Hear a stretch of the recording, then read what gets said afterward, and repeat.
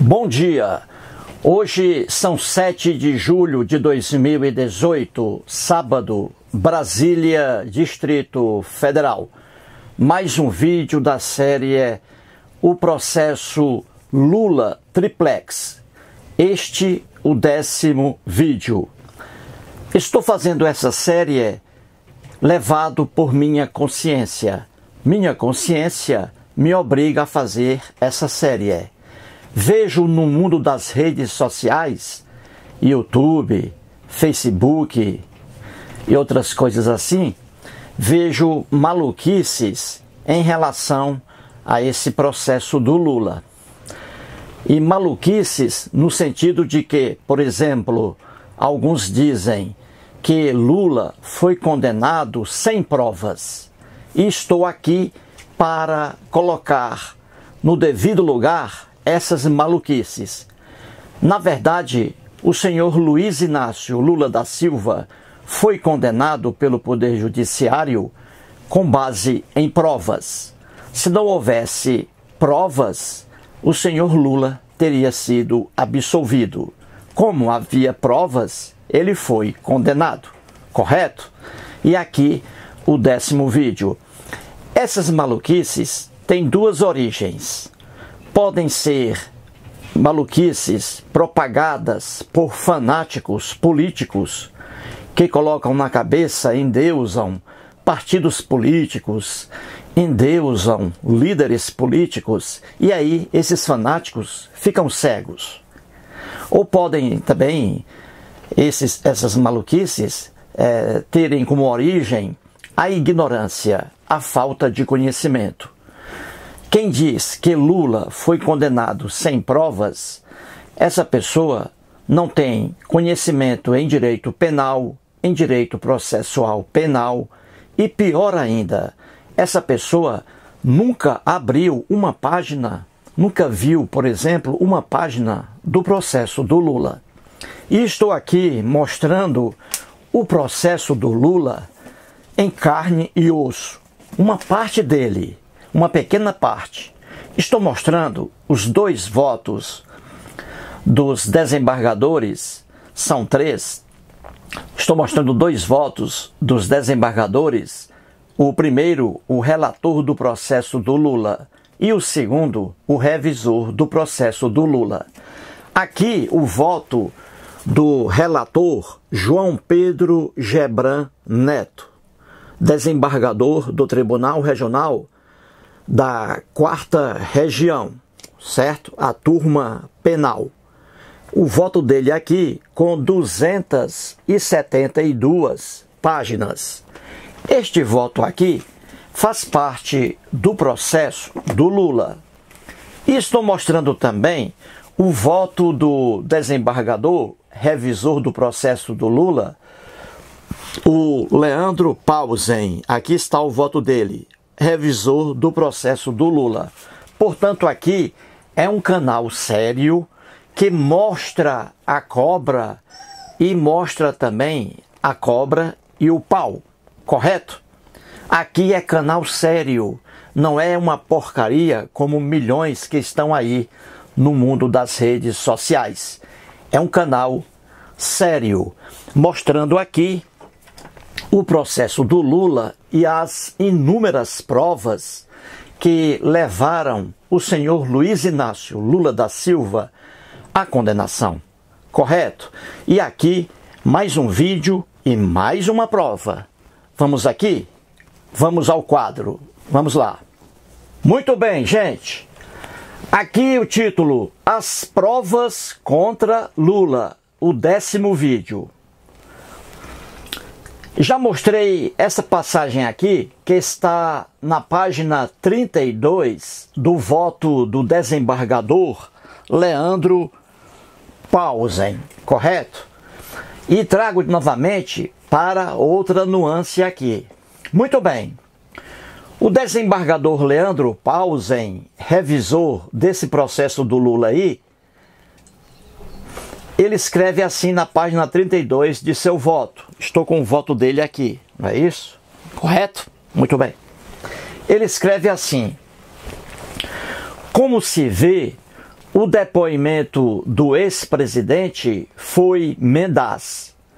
Diante da acusação feita contra ele, criou uma versão hipotética que não o comprometesse, mas que está em contradição não apenas com os depoimentos tomados nos autos, como com as provas materiais. Correto?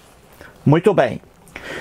O desembargador Leandro Pausen, doutor em direito criminal, ele diz aqui que o depoimento de Lula, isto é, aquilo que o Lula disse em seu interrogatório diante do juiz Sérgio Moro, aquilo que o Lula diz foi uma coisa mendaz, uma coisa mentirosa, uma coisa falsa, uma coisa criada ali, uma coisa hipotética, correto?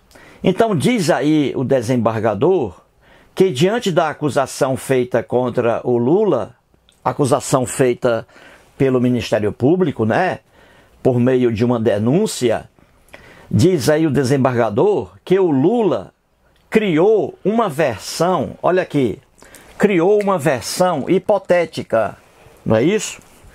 Que o Lula narrou ali uma coisa hipotética que não o comprometesse. Só que, quando a pessoa cria uma versão hipotética para se defender, essa pessoa não segura essa versão. Ela cai facilmente. E é o que aconteceu com o Lula ao longo desse processo, que estou mostrando aqui algumas partes, correto?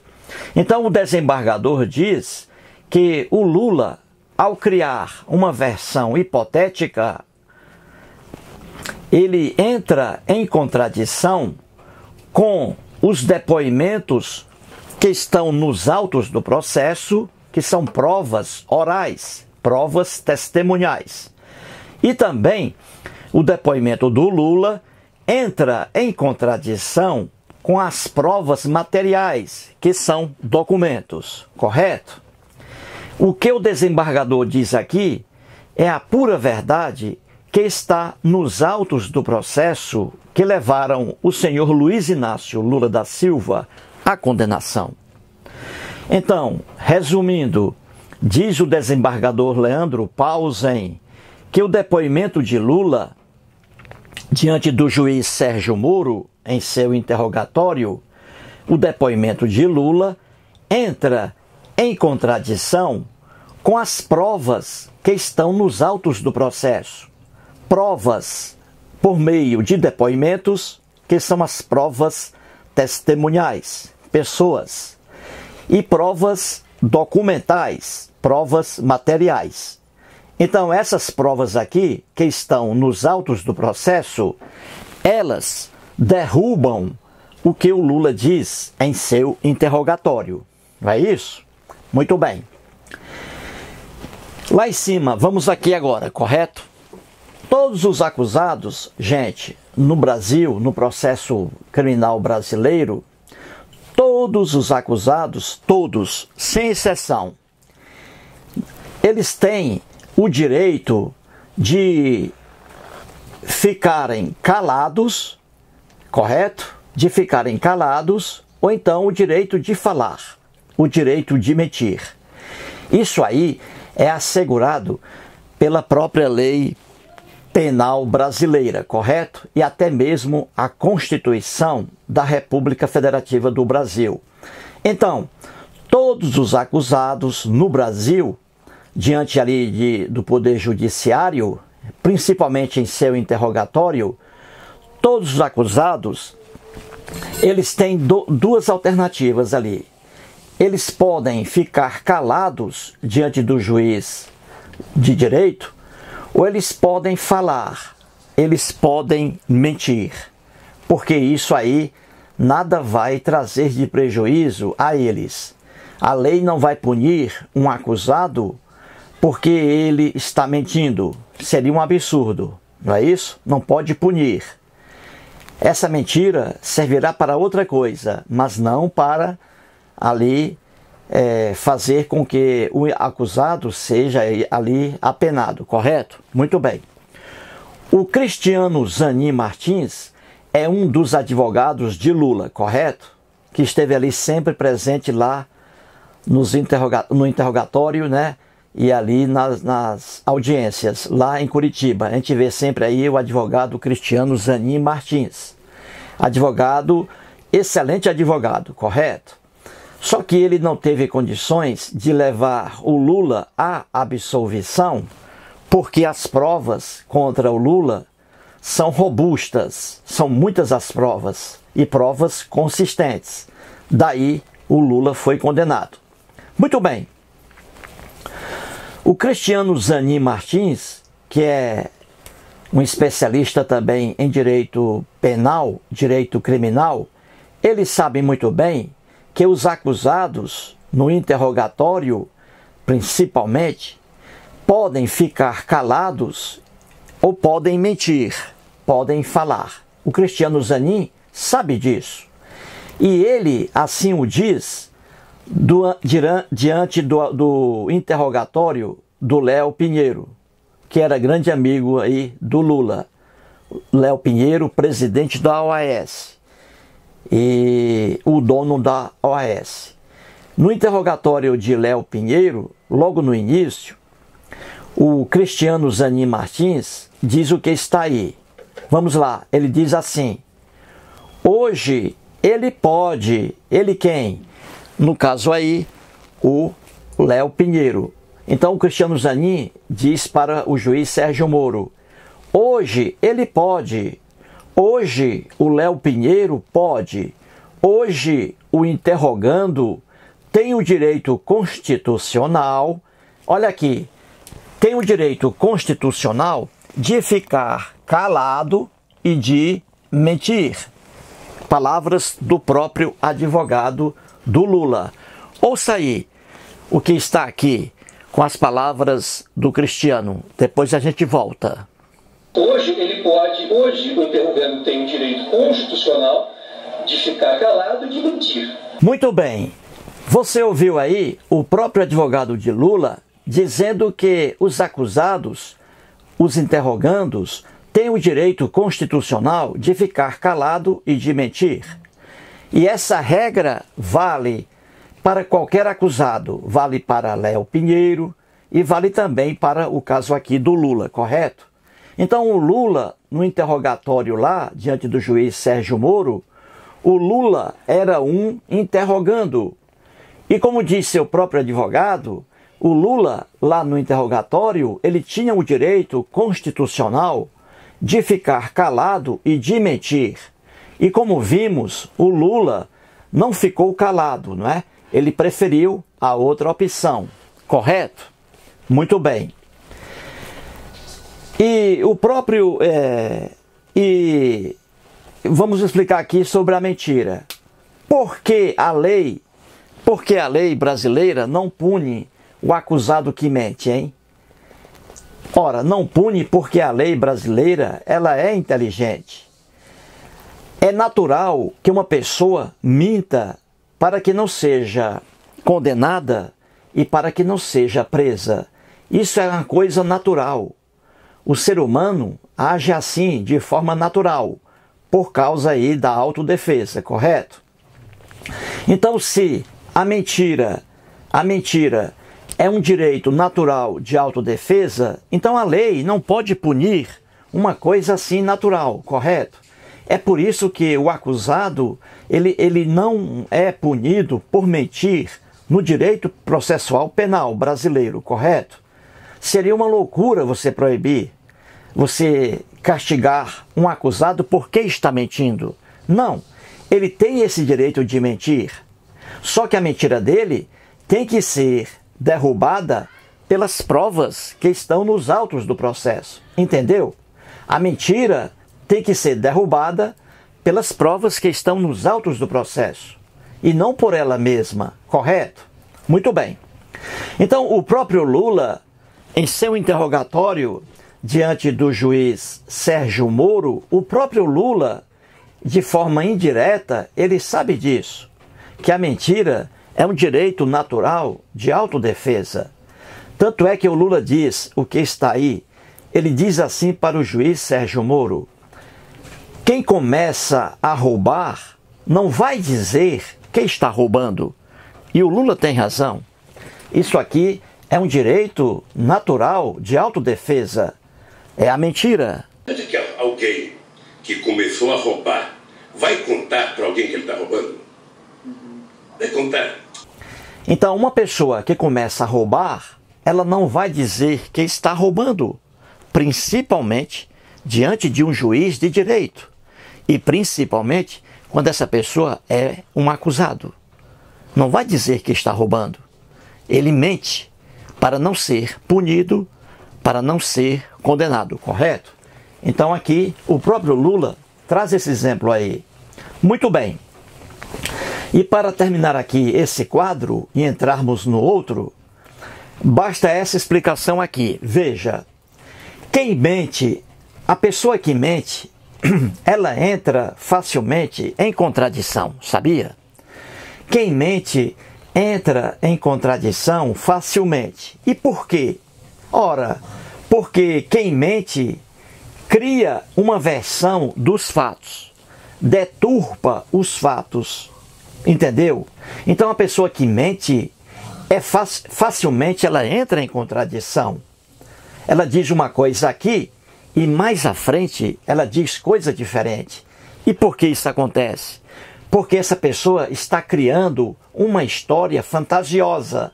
Como diz aqui o desembargador Leandro Pauzem, no interrogatório aqui, o Lula criou uma versão hipotética.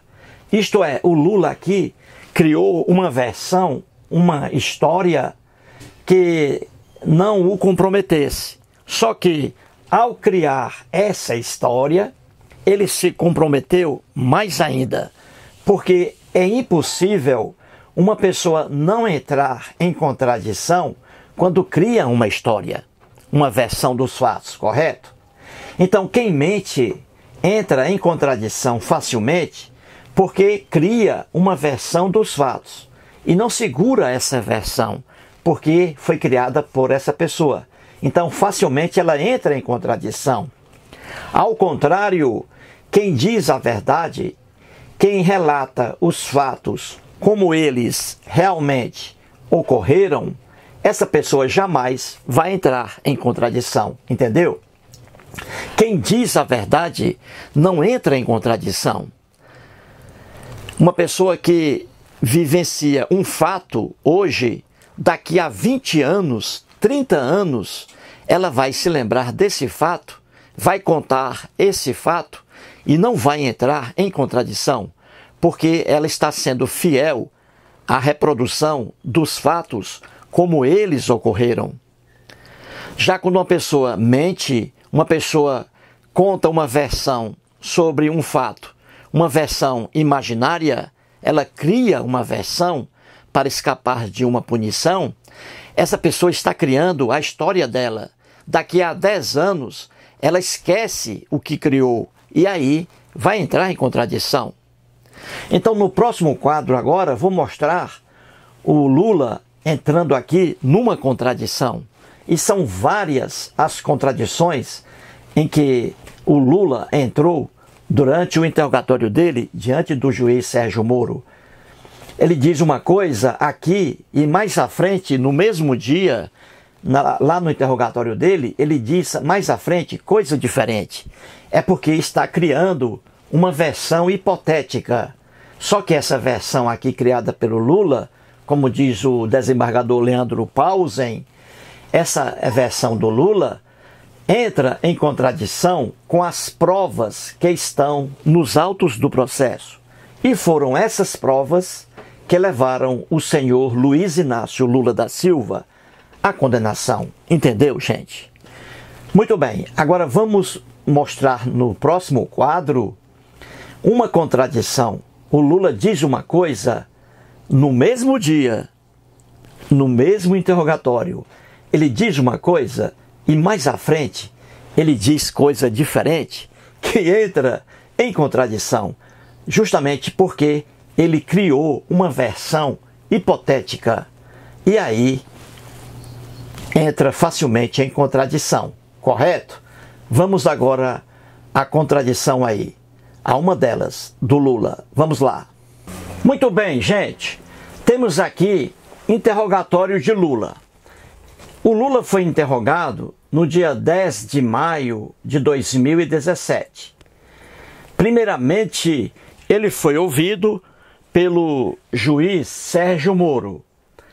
Depois de o juiz Sérgio Moro ter feito as perguntas ao Lula, o juiz passou a palavra para o membro do Ministério Público Federal, que estava ali, na mesma audiência, né? No mesmo interrogatório.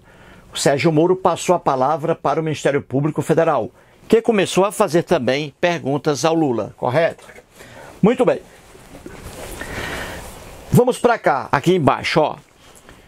Segunda visita ao triplex foi em agosto de 2014, dia 21 ou 22 de agosto de 2014. Nessa segunda visita ao triplex, o Lula não compareceu. Diz o Léo Pinheiro que o Lula, que o chamou até ao Instituto Lula e disse que a esposa dele queria fazer a segunda visita para ver as reformas. Diz aí o Léo Pinheiro, correto? E ali compareceram a senhora Marisa Letícia Lula da Silva, a esposa de Lula, e o filho dela, acompanhada pelo filho, o filho dela com o Lula, o Fábio, um deles. Os dois compareceram ao Guarujá para olhar as reformas que estavam ali em execução, correto? Muito bem. Aí o Lula, nesse trecho aqui do interrogatório, ele entra facilmente em contradição, é porque é aquela coisa, não é? Quando a pessoa cria uma versão hipotética, ela cai facilmente em contradição, porque está criando uma história e não está relatando o fato como ele realmente ocorreu. Daí a contradição aqui do Lula. Uma delas, hein? São inúmeras que vou mostrar ao longo dessa série, correto? Muito bem. Então aqui, logo de início, o juiz Sérgio Moro pergunta ao Lula sobre a segunda visita ao triplex, correto? Em que, repito, o Lula não foi aqui a essa segunda visita, ele foi à primeira visita, que se realizou em fevereiro de 2014, correto? Muito bem. Então o juiz Sérgio Moro, num determinado momento do interrogatório de Lula, o juiz Sérgio Moro faz uma pergunta ao Lula sobre essa segunda visita ao triplex, em que esteve ali a dona Marisa, esposa de Lula, e o filho dela, o Fábio, correto? Acompanhados ali pelos altos dirigentes da OAS, não é? Os diretores, o presidente, porque o apartamento ali era reservado ao casal Lula-Marisa, certinho? Então o juiz Sérgio Moro pergunta ao Lula sobre essa segunda visita ao triplex feita pela esposa dele, Marisa, e o filho Fábio. E o Lula, em certo trecho, responde assim, sobre essa segunda visita. O Lula diz assim para o juiz Sérgio Moro. Me parece que ela foi com meu filho Fábio, e chegou lá, o apartamento me parece que estava desmontado, estava totalmente desmontado. É a informação que eu tenho pelo meu filho e não por ela. Me parece, veja aqui, sempre o Lula coloca em dúvida como se ele tivesse esquecido. Me parece que ela quem? A dona Marisa Letícia, a esposa dele. Me parece que ela foi com meu filho Fábio. Foi ao triplex, Guarujá, em agosto de 2014. E continua o Lula. E chegou lá, o apartamento, me parece, veja aqui, que estava desmontado. Estava totalmente desmontado. Informação, veja o que o Lula diz aqui. Quem passou essa informação para o Lula sobre a segunda visita ao triplex em agosto de 2014? Duas pessoas da família do Lula estavam lá, a esposa dele e o filho Fábio. E o Lula diz aqui para o juiz Sérgio Moro que quem passou essa informação sobre essas reformas lá no apartamento triplex, veja, foi o filho dele, ó, informação que eu tenho pelo meu filho e não por ela, pela Marisa Letícia. Então o juiz Sérgio Moro perguntou ao Lula sobre essa segunda visita ao triplex. E o Lula diz aqui de forma clara ao juiz Sérgio Moro que o triplex, em agosto de 2014, estava ali desmontado, estava em reforma.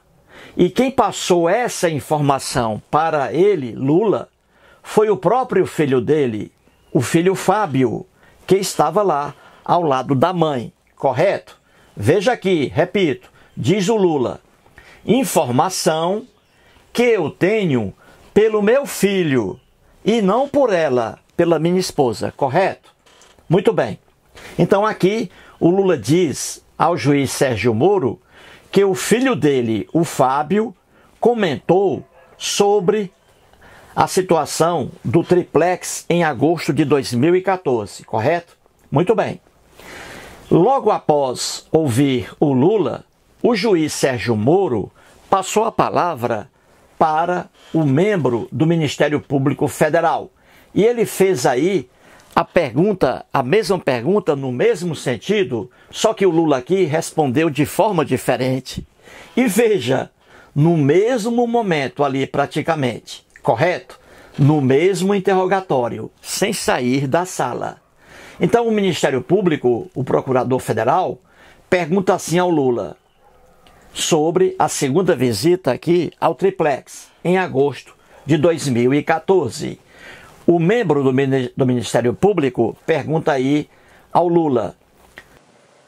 O seu filho, o senhor Fábio, ele chegou a comentar com o senhor sobre a visita? Não. O seu filho, o senhor Fábio, veja aí, o seu filho, o senhor Fábio, ele chegou a comentar com o senhor sobre a visita aqui ao triplex, sobre a situação do imóvel aqui em agosto de 2014?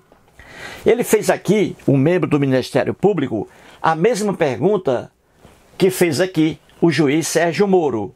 E aqui, diante do juiz Sérgio Moro, o Lula disse que a informação que ele, Lula, teve da situação do imóvel triplex em agosto de 2014, nessa visita, a informação foi passada a ele pelo próprio filho Fábio e não pela Marisa. Já diante do Ministério Público, o Lula diz coisa diferente. Ele diz que a informação aqui não foi passada pelo filho dele, Fábio, mas pela esposa, mais à frente. Então você vê que, diante da mesma pergunta, duas respostas aqui contrárias. Diante do juiz Sérgio Moro, o Lula diz que o filho Fábio é que passou a informação sobre o triplex para ele. Já diante do membro do Ministério Público, o Lula diz que a informação que ele obteve sobre o apartamento triplex em agosto foi passada para ele não pelo filho Fábio, mas pela esposa. Viu aí, gente? Isso acontece quando você quando você inventa uma versão. Quando você inventa uma versão sobre o fato, aí você entra em contradição. Quando você relata a verdade, o fato como ele aconteceu, aí é impossível você entrar em contradição. Na verdade aqui, o Lula chamou o Léo Pinheiro, o presidente da OAS, o dono da construtora, o dono do triplex, de todo o imóvel, o Lula chamou o Léo Pinheiro disse isso, chamou o Léo Pinheiro, dizendo a ele que a Marisa e o filho iriam ver as reformas lá no triplex. E desde o início, quando Marisa e o filho Fábio saíram de São Bernardo do Campo, onde eles moram, o Lula já sabia disso, que a esposa e o filho iriam iriam ver o triplex para ver como estava ali a reforma. Essa é a verdade, que o Lula aqui, claro, não disse porque o comprometeria, ele não disse isso aí. A verdade, ele escondeu, porque isso é normal, pelo direito natural de autodefesa. Mas as provas mostram coisa diferente, entendeu? Daí a contradição aqui do Lula. Diante do juiz Sérgio Moro, ele disse que a situação do triplex, nessa segunda visita, a situação do triplex ainda estava em reforma. E quem passou essa informação para ele foi o filho Fábio, e não a esposa Marisa. Já diante do membro do Ministério Público, no mesmo lugar, na mesma data, ali em sequência, o Lula diz que a informação sobre a visita lá realizada no triplex, Marisa, a esposa dele e o filho, Lula diz ao membro do Ministério Público que quem passou a informação para ele não foi o filho Fábio. Não foi o filho Fábio. Já para o juiz Sérgio Moro, ele diz que foi o filho Fábio e não a Marisa. Essa aí é apenas uma das inúmeras contradições que vou mostrar aqui ao longo dessa série. O objetivo aqui é a verdade. É mostrar que essas maluquices aí que circulam nas redes sociais, afirmando alguns que Lula foi condenado sem provas, essas maluquices aí não têm efeito algum. Isso é maluquice que tem que ser combatida. Portanto, aqui vamos terminar o vídeo. Novamente peço a vocês, melhor dizendo, que estão assistindo a esse vídeo, que acesse ali a página no YouTube de Simara Melódica. Simara Melódica, uma senhora alegre, que adora crianças, que adora fazer paródias, etc. Ela fez uma paródia lá sobre a Operação Lava Jato e a música My Way, coisa belíssima. Acesse lá a página de Simara Melódica. E vamos terminar aqui com Elvis Presley cantando Love Me Tender. Love me tender, love me sweet, never let me go. You have made my life complete, and I love you so. Love me tender, love me true, all my dreams fulfill. For my darling, I love you, and I love as well. Muito obrigado.